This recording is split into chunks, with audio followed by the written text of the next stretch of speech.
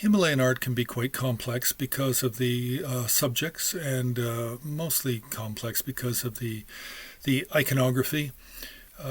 With a little bit of study, then painting styles can be understood.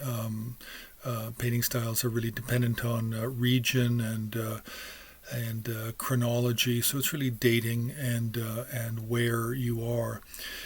So, but with iconography, if you have a scale of 1 to 10, and 10 being the most difficult, I mean, what are the subjects that are really difficult? Well, we really have to say that the 5 goddesses called the Pancha Raksha, they're probably a 10 on the scale of complex iconography. And you wouldn't necessarily think that, and generally who would care? Well, we have to care because we do have a lot of very good art, both in sculpture and painting of figures, and then mandala paintings. And we can't really say that it's popular nowadays. I would say the last real masterwork for the Pancha Raksha, for these 5 goddesses, the last real masterwork was probably painted in the early 16th century. So for a number of hundreds of years, these 5 have not been popular in the Tibetan side of Himalayan art. The Pancha Raksha are extremely popular in Nepal, in the Kathmandu Valley, and less so in Tibet. Regardless, there is still quite a bit of very, very good quality art for these 5 in Tibet. Now, the reason for the complexity, well, each of these 5 have their own text, and the text is called a dharani. These 5 goddesses are not like Sitatapatra or Ushnisha Vijaya. These 5 do not emanate from the Buddha's Ushnisha on the crown of the head. These 5 are regarded as dharanis. They are the personification of spells or incantations. In Buddhism, there's really 2 kinds of incantations. There's dharani, and then there are mantra. And the 2 are a little bit different, but that's not the topic here. But the 2 are a little different, and sometimes the dharanis are personified. Sometimes text and literature is personified, such as the Prajnaparamita Sutra is personified to be the goddess, one face, 2-armed, Prajnaparamita. That's a personification of literature. So we have this personification of these 5 goddesses out of 5 different texts that are 5 different dharanis.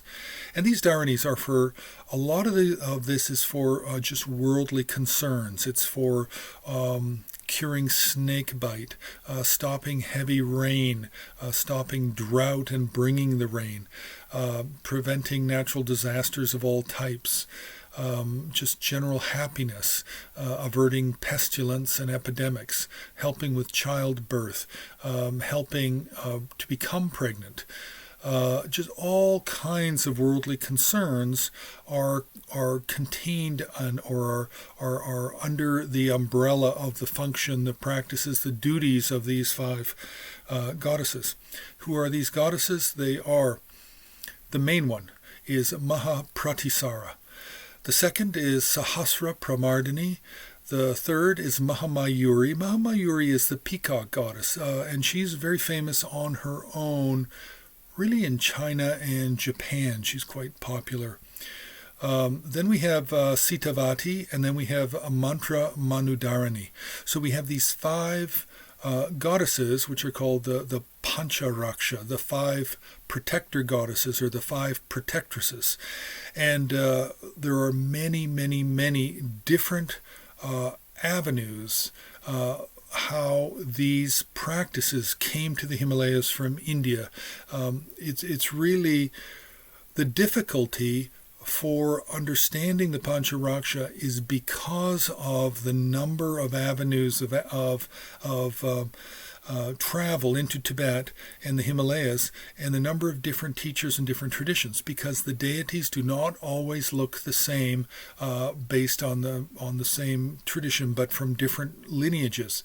So we have the Bhari Gyatsa tradition from Bhari Lotsawa, We have the Sadhana Samuchaya, Sadhana Mala, Patsapgyatsa, Nartangyatsa, Vajravali, the Mitra Gyatsa, many different ways that these came in. And the goddesses are all described differently. Different colors, different number of faces, different number of arms, different attributes in the hands. And then when you have a lot of art, then it makes it very difficult to understand which tradition you're looking at. Basically, you have to know all of the traditions of the Pancha Raksha to be able to identify them. There's just too many, and they're too complex, and there's just a lot of art, and a lot of it is going to remain unidentified probably for some short time to come because of this complexity and having to understand the literature, the iconography, and then to identify the correct goddess.